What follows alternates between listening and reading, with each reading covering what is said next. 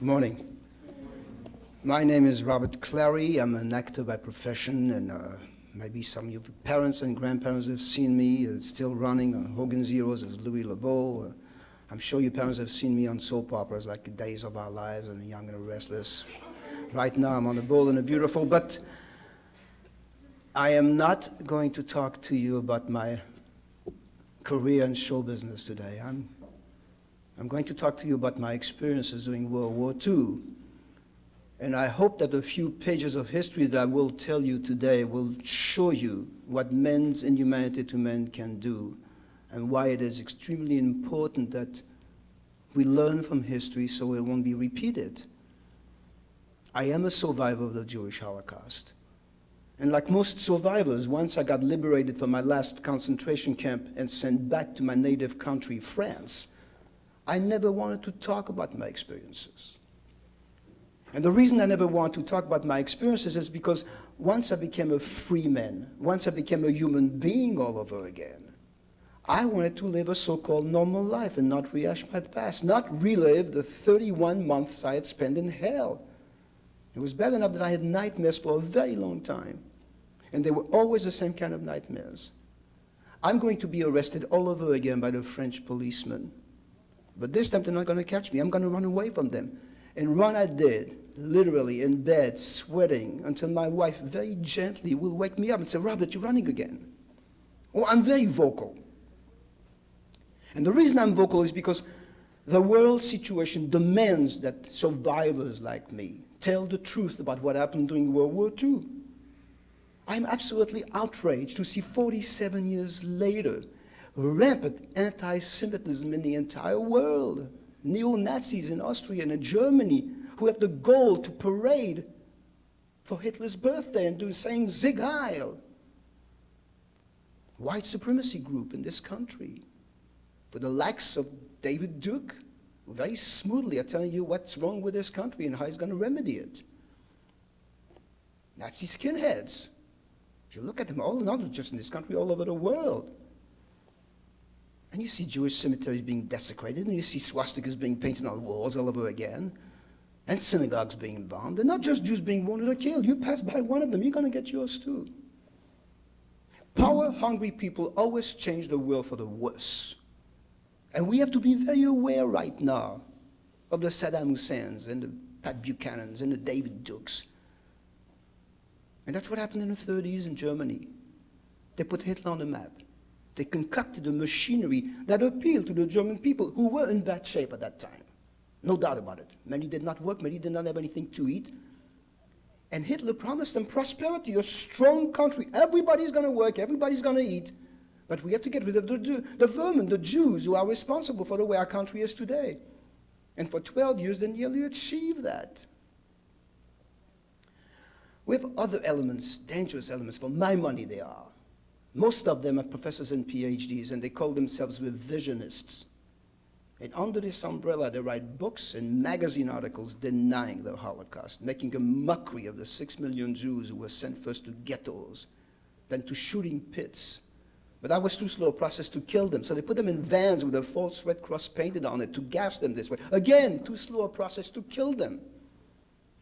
And because the free countries of the world did not want to accept the persecuted Jews of Europe, these civilized people, because Germany was a civilized country, had a conference 50 years ago, January 20th, in Wannsee outside of Berlin. All the big shots. And they mapped out the final solution. Genocide, the gas chambers, the ovens. They're also making a mockery of the millions of non-Jews just because they were against the regime or they were homosexuals or gypsies, were sent to the concentration camps and died there from malnutrition and typhus and hanging and torture and killing. There's a professor at Northwestern University in Evanston, Illinois, not far from Chicago. Now, he's not a history professor, which means he cannot teach what he's preaching. But nonetheless, this Arthur Butts in 1977 has written a book that is a Bible for all these so-called revisionists. It's called The Hoax of the 20th Century. It's a thick book full of lies and hatred. I read that book. I must tell you, I was sick for a week. I could not believe what I was reading. I also was very surprised in the book that he did not deny concentration camps. He says there were some concentration camps in Poland and in Germany, and maybe 1 million Jews died from malnutrition and sickness. He denies there was any attempt to destroy the Jews. It was a delusion of foolishness. The ovens were there to bake bread, he says. Or some go even further.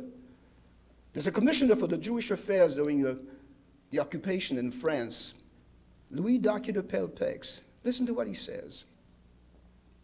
The only creatures gassed at Auschwitz, and you know that, well, you may not know, but Auschwitz-Birkenau was the biggest extermination camp in Poland. And he says the only creatures gassed at Auschwitz have been lice. Now, these people have the goal to call most of my family, including my mother and father, lice and bread, and I won't let them get away with it. When you think about it, over 60% of the population was born after the event and knew nothing about this one small paragraph in history books. In some states, it is still not mandatory to teach about the Holocaust. If a history professor wants to talk about it while he's teaching about World War II, that is his privilege. There's a magazine that comes out from Southern California, Torrance, our neighborhood. Slick magazine, comes out 4 times a year. It's put out by the Institute for Historical Review. What a wonderful title, very legitimate. Institute for the Historical Review. And the magazine is called the Journal of the Historical Review. And you open the first page, on the left side, you see names of professors and PhDs from all over the world, writing lengthy articles denying the Holocaust, saying it's a Zionist plot. Israel wants the sympathy of the world. That's where the Jews are headed again. Don't listen to them. It's a myth of their imagination. It goes on and on and on.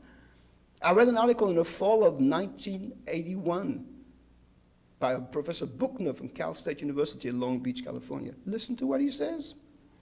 Professor Buchner says, I predict that the total most probable death toll from all causes, for Auschwitz, for example, will drop to below 100,000 dead. Look what 4 years did. Butts in 1977 said maybe 1 million Jews died. Buchner in 1981 said maybe 100,000. And there are some people today, Bradley Smith, who is the head, he's the director of the Committee for Open Debate on the Holocaust. An open debate on the Holocaust? And I'm listening to that say, did I spend 31 months in hell for nothing? Did my parents die in the gas chambers for nothing? For these people to debate about the Holocaust, if it exists or not exist? And what he does, this Bradley Smith, he puts full ad pages in college newspapers saying that the Holocaust was a myth. I cannot let them get away with it. I mean, those things, those books and magazines are available in colleges and in libraries. Everybody can get a hold of it. The magazine is sent to history professors. And most of them look at this trash and throw it in the garbage because that's what it is, garbage. But some of them do read it and believe in it, like this Bradley Smith, and teach that to their students. Teach hatred. And that is the worst thing that can happen in the world, hatred. I saw a documentary in 1980 that changed my life completely. I was at home with my wife watching on PBS. It was called Kitty, Return to Auschwitz. It moved me profoundly. It was a story of a young Polish Jewish girl, Kitty Felix, 16 years old, my age, when she was sent with her mother to Auschwitz, survived 2 years of this infamy. She lost her brother and father. Wisely, once she was liberated, she went to live in England. And I'm saying wisely because some Polish survivors did what I did. Once they were free people, they went back to their native country. And some lived in small villages and small towns, and when they arrived there, some of them got killed by the Poles, saying to them, how dare you survive? I'm not going to give you back what you took away from you. Now, she has a good life in England. She's an X-ray machine operator. She's married to a Mr. Hart. She has 2 grown-up sons. One is a doctor in Canada, and she took that doctor with her to Auschwitz-Birkenau to show him how she survived. She said something during this documentary that really woke me up. I mean, it's like she said to me, it's for you, Robert. Listen to it very carefully. Do something about it. And I'm paraphrasing. She said, the reason I'm doing this documentary is because 30 or 40 years from now, and I'm talking about 1980, most of us survivors will be dead. And anybody can write anything they want about the Holocaust, making mockery of it, just lying left and right. We won't be here to tell them they are liars. We went through it. We barely escaped it. How dare they? And that's when I turned to my wife and I said, you know, she's right. I better stand up and be counted. 36 years of silence is enough. As a survivor, like all survivors, and ex-GIs who liberated camps, I have a duty. I have to leave a legacy. I cannot go to my grave in silence. And it's not for my sake. It's not for revenge's sake. It's not going to bring back my parents if I talk of the millions who died. For history's sake. For you people. For your children, for your grandchildren, for their grandchildren. For 100, 200 years from now. Hoping that in 200 years from now it will be a peaceful world to live in. Hoping that students won't have to face a map of the world and we tell them, close your eyes and pinpoint at it. And when they open their eyes, there's either war or famine wherever they pinpointed. Hoping they will read more than one small paragraph in history books. Hoping that when they watch documentaries like Genocide and Shoah, or they watch testimony that survivors left on tapes and films, they would say, how could people, civilized people in the 20th century, be that inhuman? And that's where I joined the Simon Wiesenthal Center as a volunteer on the outreach program. And what they do, they send survivors like me to junior high, high school, colleges, universities, functions, synagogues, churches, and we all do the same thing. We face students and older people of all denominations, colors, and creeds, and we tell them the truth. We don't lie, we don't pretend, we don't exaggerate. I do not push an automatic button when I talk to you. I relived the 31 months I had spent in heaven. I hate it. I wish I did not have to do it. I wish it would be such a beautiful world that we don't have to do that. Oh, I'm not a fool. I don't think I can reach all of you. I wish I could. I wish I could reach you today so deeply that you will remember what I'm going to say to you for the rest of your lives, and you can teach that to your children and to their children. I always loved being in show business. To me, to sing and dance and act, the only way I can describe it is I love it better than breathing. That's how much I love it. And since 1980, I've been going through all over the United States and Canada, and I've talked to hundreds of thousands of young students and grown-ups. And I must tell you, it is the most gratifying thing I've done in my entire life. I'd like to tell you a little bit about my background so you know what kind of life I had before I was put into concentration camps. Both my parents were born in Poland, and my father was a religious Jew. And like most religious Jews, he had lots of children. With his first wife, he had 6 children, and she died giving birth to the last child, and so did the last child. He's stuck with 5 children. He marries my mother, who's 16 years younger than he is, because she had a rotten life when she was a child, married him, and this remarkable woman raised his children, and she had 8 with him. And here I am, I'm the last and 14th child. I was always small and cute and adorable. I was. I was worshipped by my whole family. I mean, to this day, I have a sister who still lives in Paris, France, and if you dare say something bad about me, she'll kill. I mean, in retrospect, I was a brat. And the reason I'm saying that is because we were poor. My father was a tailor. He made pants, not even jackets, just pants, barely making a living so we can have something to eat. But I didn't care because like all children, I adored ice cream. And I wanted to buy all the movie magazines and all the comic books that were in existence, and we could not afford it. And all I had to do was just stand in front of my mother, have a tantrum for 5 seconds. She would give me the money to buy those things. My father did what many mid-European Jews did because of the tough time they had in Russia and Poland with the pogrom. They immigrated west. Some went to Western Europe, to Great Britain, to Canada, to South America, to the United States. And maybe some of you are here today because of your great-grandparents. My father in 1923 immigrated to France with a family. And I have a sister called Madeleine, who's a year and a half older than I am.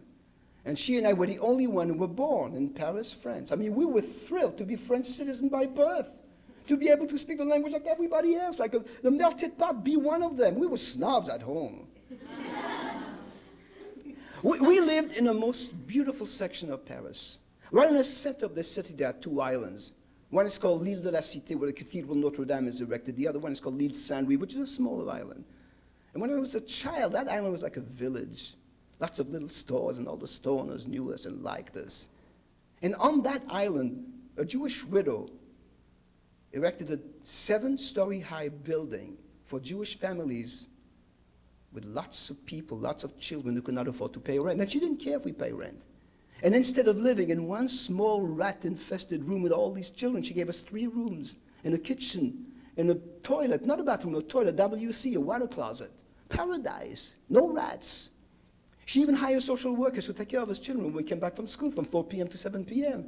Therefore, we didn't have to bother our parents if they were working in the apartment or waiting for them on the streets to come back from work. And these young ladies taught us with love, and I must tell you with love, about the Bible, to walk the straight and narrow. None of us knew about alcohol and drink in those days and drugs. And they started with that none of us became juvenile delinquents, and none of us did. That apartment house, I must tell you, was filled with joy and laughter and cries and screaming and noises. And the kids running up and down the staircase, chased by a little concierge with a broom, would chase her right back. We didn't care. It was just paradise. There's a very sad ending to this apartment house. There's a plaque in the front of it today, and it reads, "In memory of the 112 inhabitants of this house, including 40 young children, deported and dead in German camps in 1942. And out of the 118 people who were deported from this apartment house, only 6 came back. None of the grown-ups made it. 2 young girls and 4 young boys, and I was very lucky to be one of the 4 boys who made it. But I can't complain about my childhood. As I said, we were poor, but we didn't know better, so it didn't matter. I was already in show business professionally when I was 12 years old, making money, helping the household, bringing it home, being the envy of my peers, which I adored, being very smart at school, too, except for algebra and arithmetic and science and geography and history and French. I would not change one iota about my childhood. That's how good it was.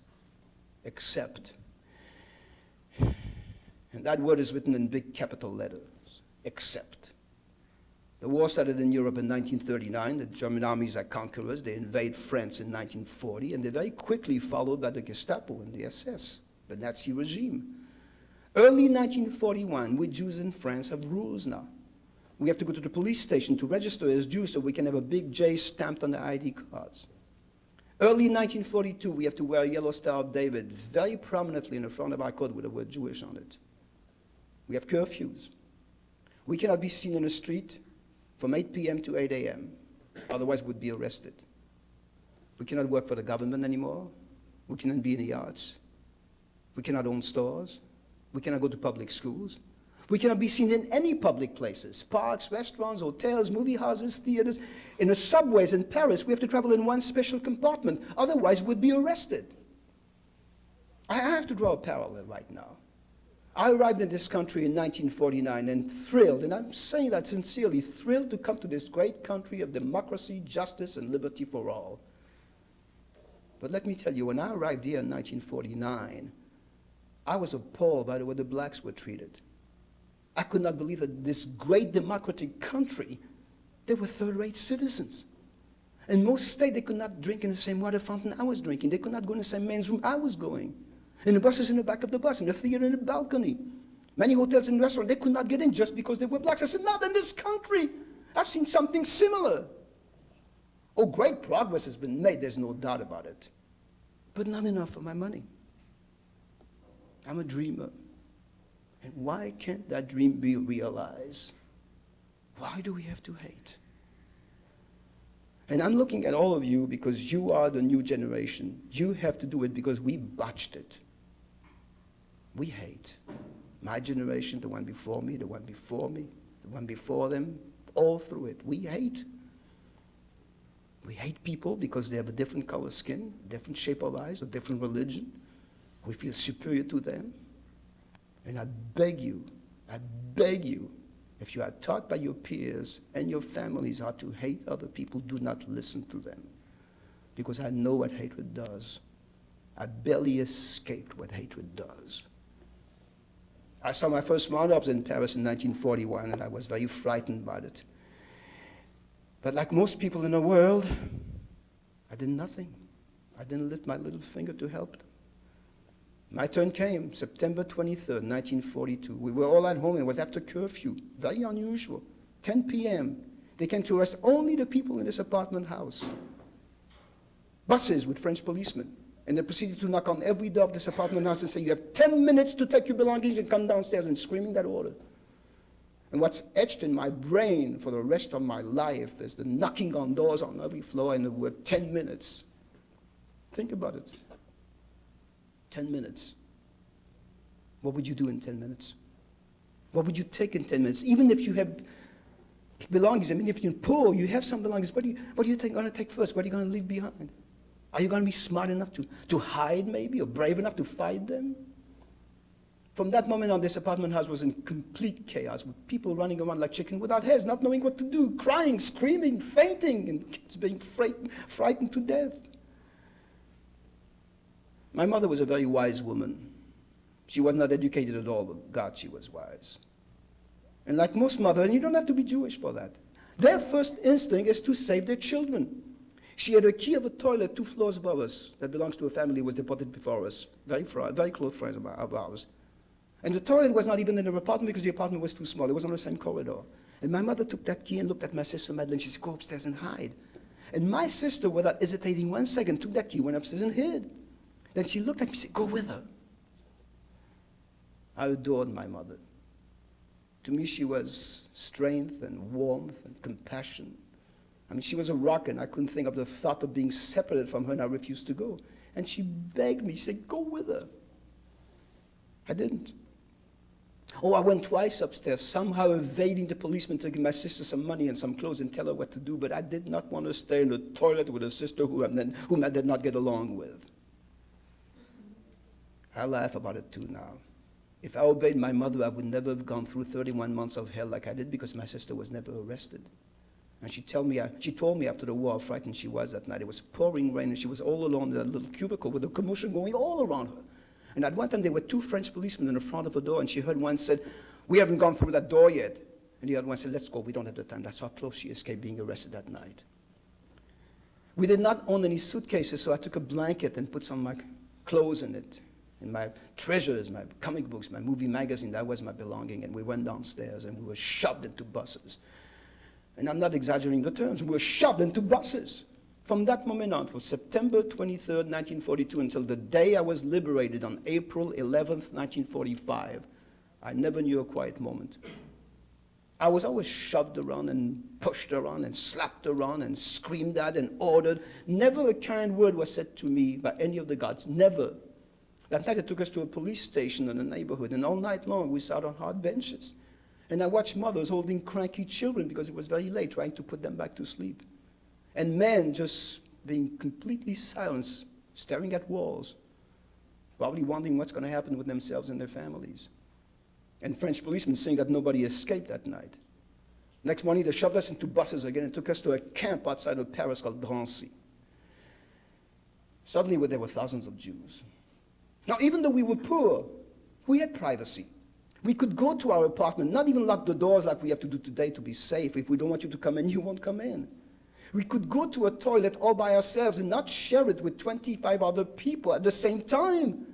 And they put us in an unfinished building, in a room with no windows, no doors, just straw on the floor, and not telling us what's going to happen with our lives. Oh, yes. The Nazis were very clever about what they were doing, because believe me, if we knew that we're going to be led like cattle to the slaughterhouse like we were, we would have done something about it. We would have fought them. We would not let ourselves led like cattle to the slaughterhouse. Until the last second, when these people traveled in those cattle cars, when they finally arrived in those extermination camps, hungry and thirsty and dirty, they were disrobed, shaved from head to toe, and they stood in line naked, humiliated. Everybody, men, women, children, naked, humiliated, thinking they're going to get finally a shower with water and not gas. I saw a few years ago a documentary called Shoah. And I must tell you, it's a 9.5-hour documentary, and I watched it with anger, with frustration, with tears, especially when it was a testimony of a Sonderkommando, Philipp Muller. Sonderkommando was a special unit. They were selected by the SS to do the dirty work, which meant to take the people who arrive from the boxcars to the gas chambers, from the gas chambers to the ovens. And he tells in his testimony how they were lured in those gas chambers, how they were rushed into an underground dressing room with hooks on the wall numbers over the hook so they can put their clothes and remember what number they left it, to tie their shoes. And slogans written on the wall, different kind of language. Lies kill. Take a shower. Clean is good. And how the SS told them, you're here to work. Those who can will be fine. We want you to be healthy. We want you to live. We need people with craft. But first you have to take a shower. That's how they lured them. And they shoved them in one big room. It looks like a shower room with one massive door. They locked it, shut off the light. And he hears screaming and crying and praying, and he knew what was happening in that shower room, that fake shower room. The young children and the older people at the bottom of the pile, while the strongest one was trampling them, trying to reach the ceiling, hoping that the gas not going to reach them there. It took 10 to 15 minutes, not more than that, then complete silence. And he said he dreaded the next step, to open the door, because he said it was an unbearable sight, with people just stumbling like big rocks from a truck, with excrement and vomit and blood coming out from their nose and ears. And kids with skull crushed, an unrecognizable body from the struggle to death.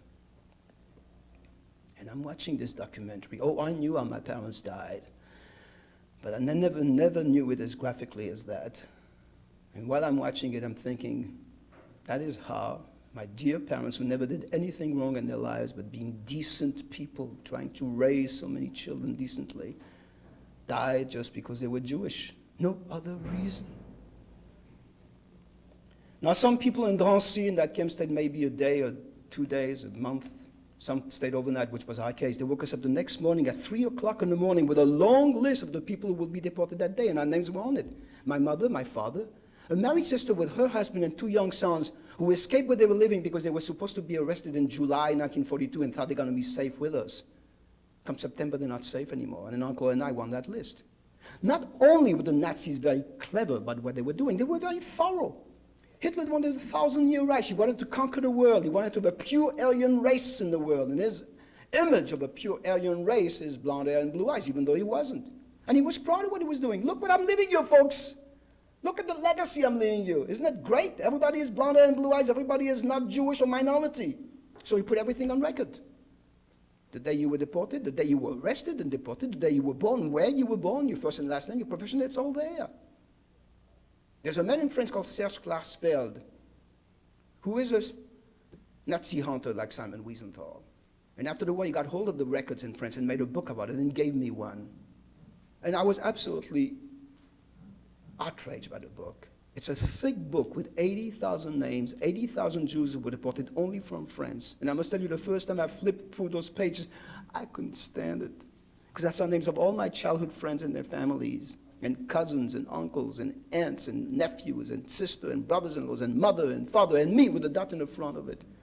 And once in a great, great while you see a name with a dot in the front of it, which means that person came back. I look at the book in my convoy. It shows that day I was deported, there were 1,004 people in a train, and we traveled for 3 days and 2 nights. And we arrived in a small town called Kozel in Upper Silesia, the border of Czechoslovakia and Poland, 60 miles away from Auschwitz-Birkenau. And there the SS told the men to they selected 175 men to sit on the ground while the train went to Auschwitz. And there Dr. Mengele, the infamous Dr. Mengele, who was nicknamed the Angel of Death because he was doing the selection in Auschwitz-Birkenau. Who's going to live and who's going to die by simply pointing his whip to the right or to the left. To the right, you're going to survive for a little while. To the left, you go directly to the gas chamber. And on that day, on my convoy, he selected 91 women and 40 men to go to the right. The other 698 people went directly to the gas chambers. And that's including my mother and father. And out of the 306 people who survived, only 15 men made it back. 15. Not one of the 91 women. And that's no exception because there were trains riding every day of all parts of Europe to those extermination camps, and thousands of young children, mostly your age. And older people, older men and women were sent directly to the gas chambers. And Serge Klarsfeld said to me, you know, you were lucky you were deported that day. Look in the book. Look at 5 days later. What does it say? And I'm looking at a book, and it shows 5 days later there were 255 people in the train. And he said, how many survived? None. lucky. You had to be lucky to survive. There's no two ways about it. Oh, it helped tremendously if you were religious and believed in God, but not enough. You had to be lucky with it. You had to be healthy. Because if you were sick, they did not need you to go to work. They would send you to the gas chambers. And you had to have a morale like a fortress. And I guess that's where the religion comes in. Because if your will to live disappeared, just say goodbye, world. Train ride was a nightmare. 100 people in each boxcar. Do you know how big a boxcar is? It's a little bit longer than this length of this room. Very narrow. Slots on each side for air. We're in complete darkness most of the time. Straw on the floor. 2 small wooden buckets for toilet facilities for 100 people. They give us a piece of bread and margarine and sausage, close the door, lock them. Do you know how many people we are here today? 50. You're comfortable, but not that comfortable. We need 50 more to be in one boxcar. Just put yourselves into it. Most of us cannot even sit. It's too crowded. When we sleep on top of each other. And I watch mothers holding children, and some of them are crying because they're frightened. And I hear them reassuring those kids, don't cry. I'm here with you. I've always protected you. I'm not going to stop now. Shh. And older people, some fainting and some dying. And the stench after a few minutes, 2 small wooden buckets for toilet facility for 100 people, and there's no way you can get rid of the defecation. No way, everything is still tight. And the worst, not knowing how long we're going to travel like this. What is our destiny, our destination? My mother, the first day on the train, while we could still hear some French-speaking language when the train stopped once in a while, asked me to write a letter to my brother Jacques, and I did.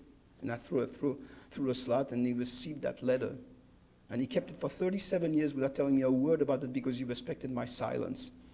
In 1981, when I went to visit my brother and the family in France, he knew I was talking then. He said, Robert, I got something that belongs to you, and I'm going to give it back. And he hands me this letter. 1981, I was 55 years old. Matured, I thought. Tough as nails. I rarely cry. And I'm reading a letter written by a 16-and-a-half-year-old kid. And I'm choking. I cannot finish reading it.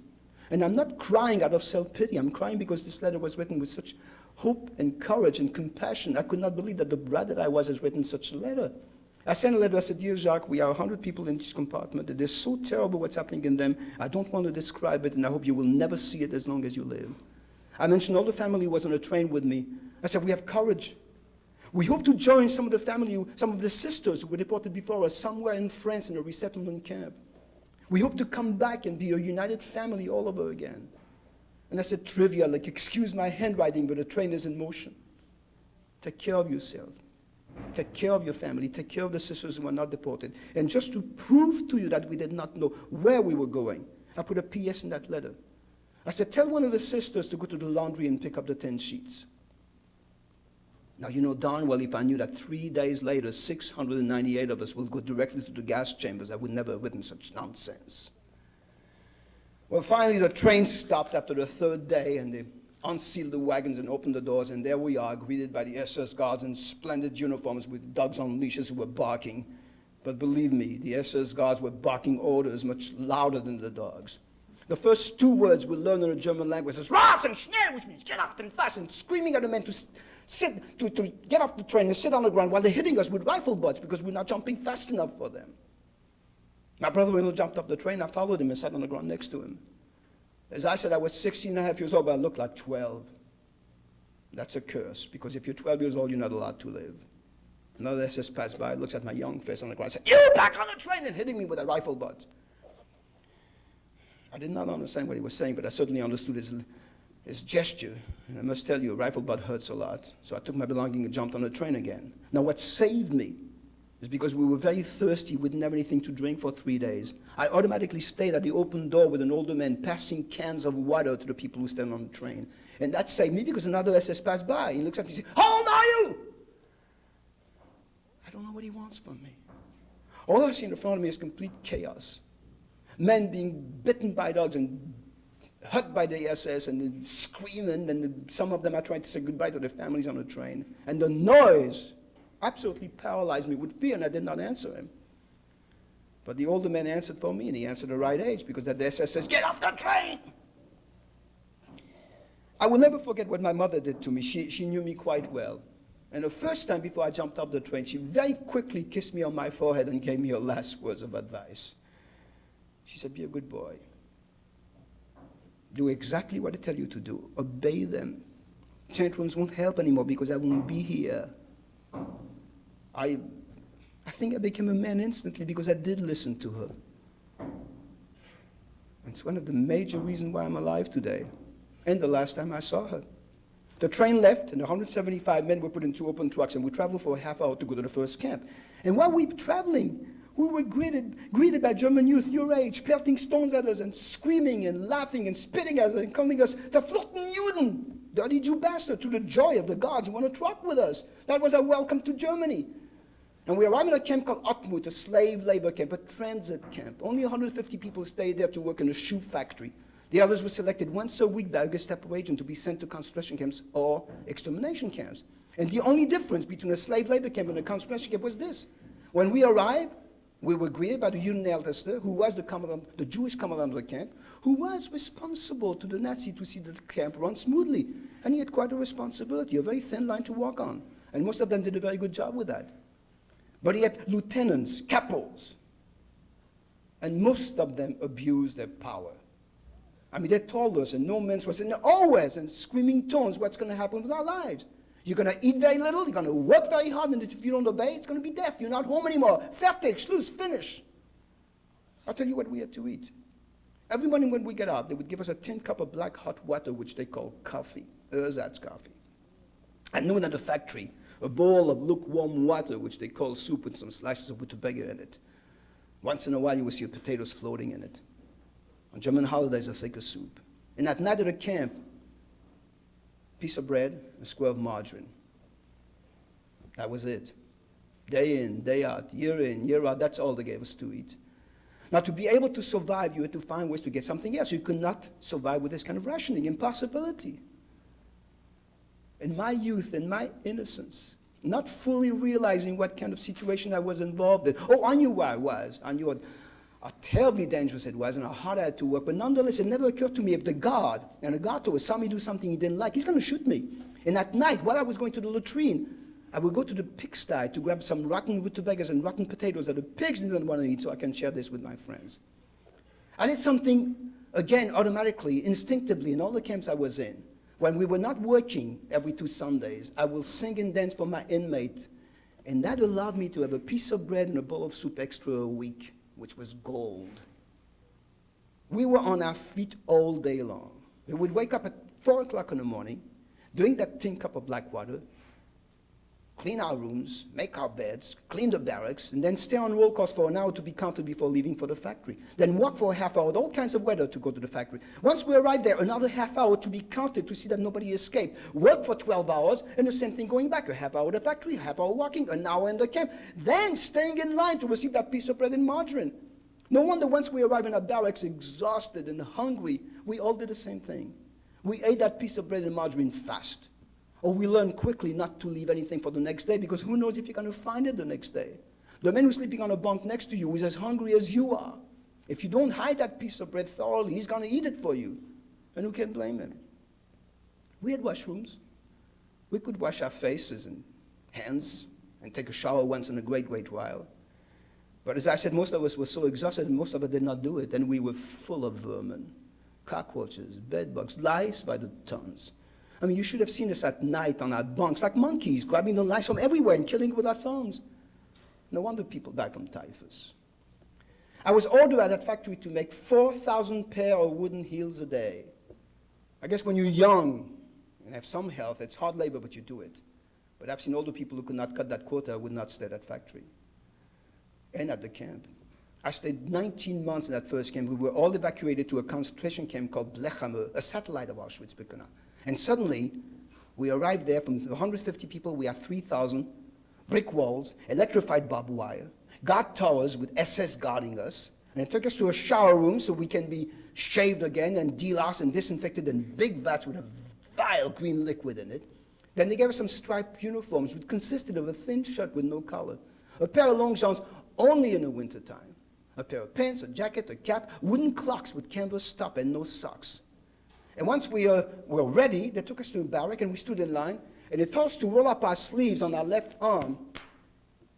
And they gave us a number. They tattooed us.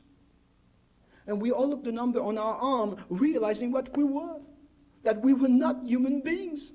That we were cattle. Branded cattle at that. I was no more Robert Widerman, which is my real name. I was A5714 from then on.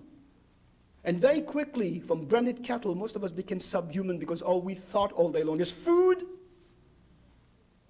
The inhumanity of the SS guards were not to be believed. They were all sadistic monsters, all of them, no exceptions. They were not drafted soldiers. They volunteered to be SS soldiers, and they were taught to kill us with passion. We had one in our camp. We all called him Tom Mix because he thought he was an American cowboy movie star of the 30s. He was the only guy in the camp who was riding a bicycle because he did not own a horse.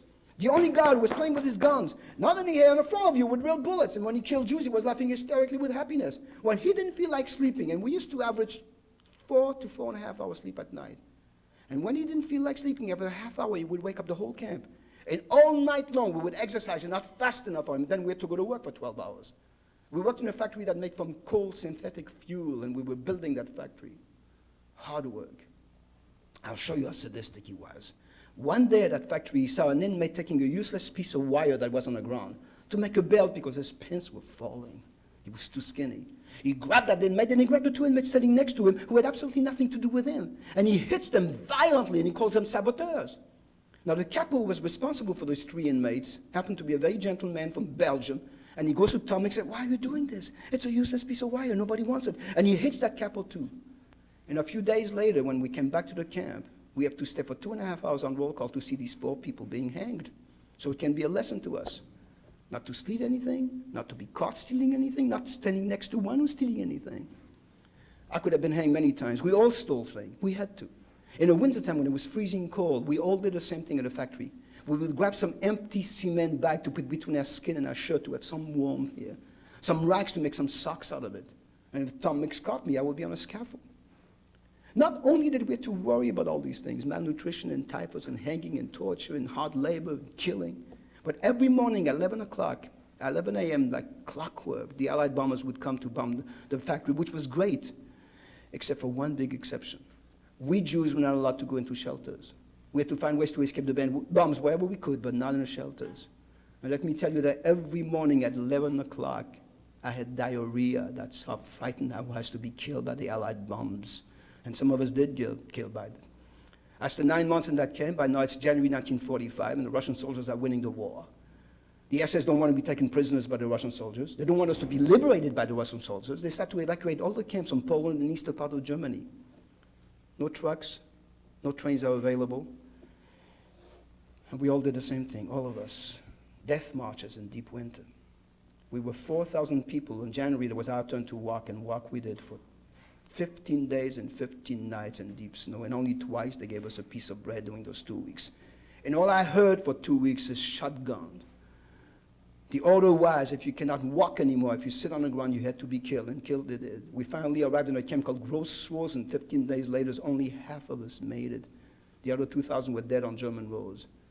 And if we thought we had it bad during those 2 weeks, you should have seen the 3 days we spent at Grossrosen. Oh, I have tasted hell on earth. I know what it is. I hope you will never, never taste that. I mean, the camp was overcrowded with people. They did not know what to do with all of us coming from different parts. Not enough barracks. They shoved us into unfinished barracks. No windows, no doors, no bunks, no straw on the floor, just cold cement, and it's freezing and muddy outside. And we have to hold each other like this. We cannot even sit in the barracks, and we have to go in and out of the barracks to go on roll calls, and hitting us because we're not walking fast enough. 3 days like this. Only once they gave us a piece of bread during those 3 days, and you should have seen that carnage that day. Only the strongest one just grabbed that bread and ate it so fast you didn't know what was happening. And the poor weak ones, you should look in the mud there, and they were dead. The 3rd day, our convoy is taking a long line, and I see some of the people going into a barrack, and I don't see them coming out. For the first time, I got frightened. I thought, this is it. This is the gas chambers. We're going to die. Ironically, when I arrived in that barrack, I was not killed. I was registered for the 1,000-year Reich, even though Hitler was losing the war. They still had to know when we left Grossrosen. And by that time, we were all striped uniform skeletons, barely standing on our feet. And they found some open cattle train. They shoved us on top of each other and traveled to the middle part of Germany. And we arrived in a town called Weimar, which is 6 miles south of Buchenwald. It's late at night. They make us walk those 6 miles. And we arrived there. They put us into shower rooms. And I got frightened all over again. I said to the men next to me, I said, let's not go in the shower room with the first group. Let's stay in the anteroom. If they don't come out after 10 minutes, we'll be next. What's 10 minutes? But to me, 10 minutes was better than nothing. I always thought if the Nazis do not kill me, somehow I'm going to survive them. But I must tell you that once in a great, great while, I thought I was born and raised in a concentration camp, but that's the way I'm going to finish my days. Well, they did not kill us that day in Buchenwald. It was too late for us to be disinfected and deloused and shaved again, which I did the next day, and give us some clean uniforms, which we needed very badly. Buchenwald was a tremendous camp. It was the biggest one I've seen. It was so big that they had 2 camps there, the big camp and the little camp. The big camp was constructed in 1937, and when I arrived in Buchenwald in 1945, there were no Jews in the big camp. Political people, underground fighters, communists, Russian soldiers in their own compounds, Ukrainians, homosexuals, Jehovah's Witnesses, gypsies. The Jews were sent to the little camp where they had experimental barracks. And let me tell you about experimental barracks. The wife of the commandant in Buchenwald, her name was Ilsa Couch. You know what she used to do? First of all, she used to bathe in Madeira wine. She used to have outside the barbed wire a zoo with 6 bears, which she would feed them fresh meat every day. She would line up men with tattoos on their chest. And if she liked a tattoo on that chest, she would have that man out of the line, have him killed, have him skinned, and make a lampshade out of it. They had also in the little bag, they said, the little camp, they had a hospital, a theater, a whorehouse. And they put us in a theater and left us like for weeks. Then they put us in a little camp, 5 rows of bunks. No way you can see the daylight, only if they open the door, no windows. And you sleep like sardines on the side, you cannot move, it's too crowded. You wake up in the morning with corpses, that is if you wake up in the morning with corpses all around you. And we shoved them on the ground, we took their clothes. I was saved in Buchenwald by 4 non-Jews, a German, 2 Frenchmen, and a Czechoslovakian. The German was the head of the delousing department. And the only way that makes sense to me even today, it's like if God whispered in his ear, there's a convoy of 1,200 people, that's all we were from 4,000. He said, there's a convoy of 1,200 people who just arrived. You see this kid over there? Save him. And he saved me out of 1,200 people. He put me in a big camp in a French barrack, and I met 2 saintly Frenchmen there, not Jews, underground fighters, a musician, a scientist. And when they saw me arrive, they took pity of this little body. They nurtured me back to life. They became my mother and father. They gave me their food. They saw to it that nothing's going to happen to me in Buchenwald. They knew a Czechoslovakian who was a secretary at the administration, and that Czech knew everything. He knew that the SS are going to evacuate the Jews again from Buchenwald to other death camps. And he hid me in his barrack, and I stayed there until the day I was liberated on April 11th, 1945. And let me tell you, that day was a miracle. That day, when we woke up, no guards, no roll calls, everything is empty. We knew it was the day. Small Allied planes were flying very, very low all over the camp. And the ones who could form an SOS on the ground with their body and screaming at the planes and waving their arms were doing it because we realized what happened. It was over, finished. We had won. Hitler did not achieve his 1,000-year Reich. He did not achieve his genocide like he wanted. He's not going to have a pure Aryan race in the world. We are not a number on our arm anymore, but a name that belongs to us all over again. We are human beings reborn. You should have seen when the GIs opened the gates and saw piles of corpses and bones and ashes, and they grabbed us in their arms and they cried with us and kissed us. They didn't care if some of us had typhus, they're going to catch it. I stuck with my 2 friends like glue. They were my family. When they were ready to be repatriated to France, I went with them. I didn't think I would find anybody alive. As a matter of fact, out of 13 of my immediate family who was deported, I'm the only one who came back. And we arrived in Paris and put into a beautiful hotel, and I enter the lobby and I hear my name screamed out loud like I've never heard it before. Hogan! And I turn around and I see one of my sisters running towards me. She had joined the underground. Now she's an auxiliary corps unit taking care of us, and she grabs me in her arm and she tells me the good news. I have a half-brother and a half-sister and a brother and 2 other sisters and herself who were never deported. Some joined the underground, some were hidden by non-Jews, that's how they survived. The joy. I went to my brother Jacques who survived, and I was 19 years old, and I plunged into life. I had nothing to lose. I took like a wet imaginary sponge and erased that blackboard with the 31 months I was behind me. I did not want to talk about it. No self-pity. I don't want the world to owe me a living. I'm going to do very well for myself. I said to my brother very cockily, I'm going to go back into show business, and you'll see in 6 months I'm going to be a big star in France. Well, I never achieved stardom in France, but I did quite well. I arrived in this country in 1949 with a contract, a recording contract, much more luckier than a lot of survivors who had to wait in displaced person camps for years to get a visa to go to a free country. And I've had a good life here. I'm very happily married. I'm a grandfather. I have a good career. It's not a great career, but it's a good career. I live in a great country. It's not a perfect country, but it's a great country. I just told you a Jewish story, didn't I? But it's more than that, because if Hitler had his way, a lot of you would not be here today. I'd like to conclude by quoting a marvelous professor at the Hebrew University in Jerusalem. His name is Yehuda Bauer, and he's written many books on the Holocaust. And this is a very short passage of what he has written on the Holocaust. Yehuda Bauer says, I turn to those of you who happen to be Jewish. You are all survivors of the Holocaust. It is only by accident that your parents, grandparents, or great-grandparents came here and did not stay there as the relatives did. You must find out who you are, where you came from, what the Jewish people lost in the gas chambers and the shooting pits. You must find out how they behaved and why. Repetition. Who can tell who the Jews will be the next time? That was written many years ago. What a seer this man is. I believe in what he's saying. And you have to believe it too. Don't hate. Don't hate. See that your world is a beautiful world. Because if you don't do it, if you stay in apathy, we are all doomed. Thank you very much.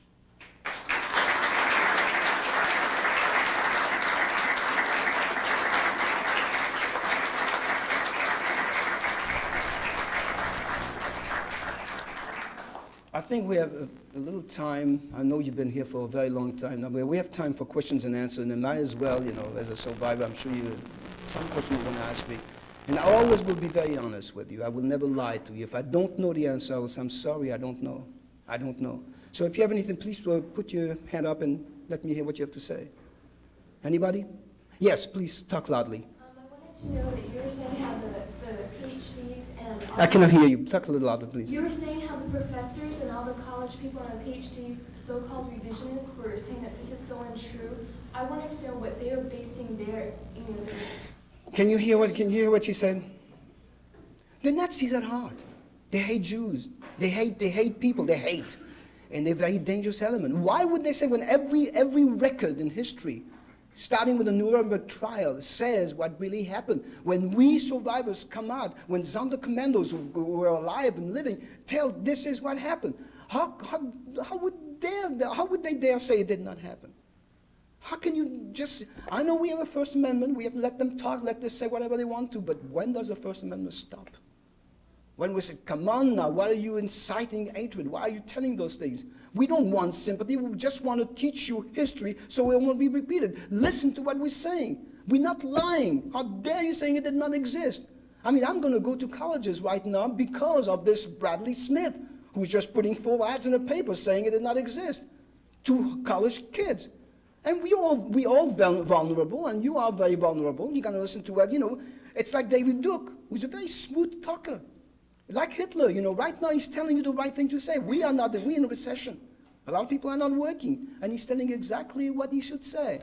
Hey, I'm going to get you out of this. Listen to me. So what? So when I was young, I was in a neo-Nazi. I had a brown uniform. But I'm not that anymore. Really? Yes. Did they improve? Did they improve the life of the Germans? Is that what you're saying? But for a while, yes. For a while, he did improve. Yes, like all dictators, they improved. For a little while, they improved the life of the people in their country, but then they go too far, and they ruined their lives. They ruined the Germans. They ruined them. In the meantime, they killed 6 million of us and millions of non-Jews. You cannot listen to those smooth talkers. They're very dangerous elements, like the Pat Buchanans, or David Duke. They're very dangerous elements. You cannot listen to them. They're smooth, but they're dangerous. Anybody else? Yes. Please get up and talk loudly so I can hear. Yes, you. Yes. I saw a special on Primetime Live. Yes. Okay. There was one person, I think he was in the northeastern part of the USA, that was imported into Germany. That's right. If you had a chance to talk to him, what would you say? Why do you hate? Why do you hate other people? Why do you want us to be eliminated? Why don't you want us to live like you want to live? Why? He may not find an answer, but I would ask him that as gently as I could, because I don't believe in hatred. Somebody, yes, please stand up, please. With all that you went through concentration camps, I personally think that I would have gone through the same. I cannot hear you. I personally think that if I would have gone through what you went through, I don't think I could have handled it. You can't tell. You really can't tell. My question to you is, what kept you going? What was going through your mind? Many things kept me going. First of all, as I said, I was a spoiled brat. You know, I was very selfish, which helped tremendously. I was very healthy.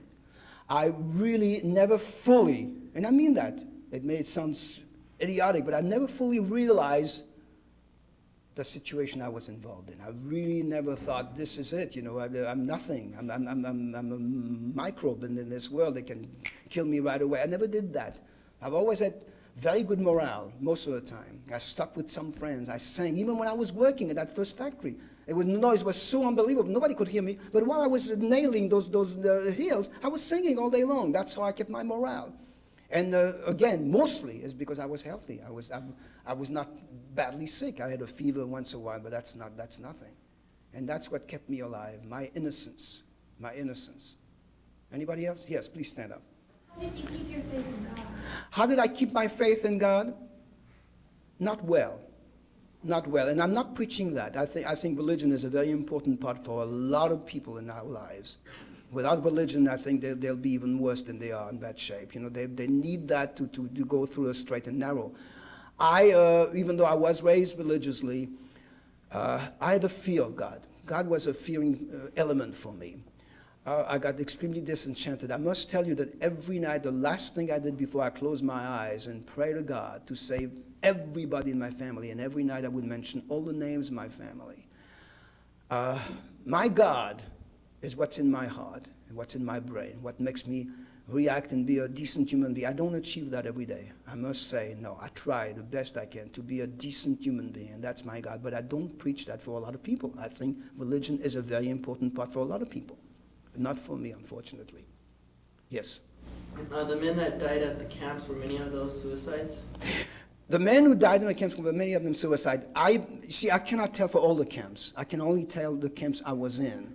I saw very little suicides. There were some people in second camp, mostly when they were electrified barbed wire, that they would go right to the barbed wire, but not too many. We human beings are, even if we are very pessimistic, we have an ounce of optimism in us. You know, we said maybe it'll change, maybe it'll get better, and obviously it did get better for all of us who kept that in mind. I saw not too many. I saw a lot of hangings. I saw a lot of people being tortured, but suicide I did not see that many. No. Well, thank you very, very much for listening. You were a marvelous audience, and please remember what I said. Thank you.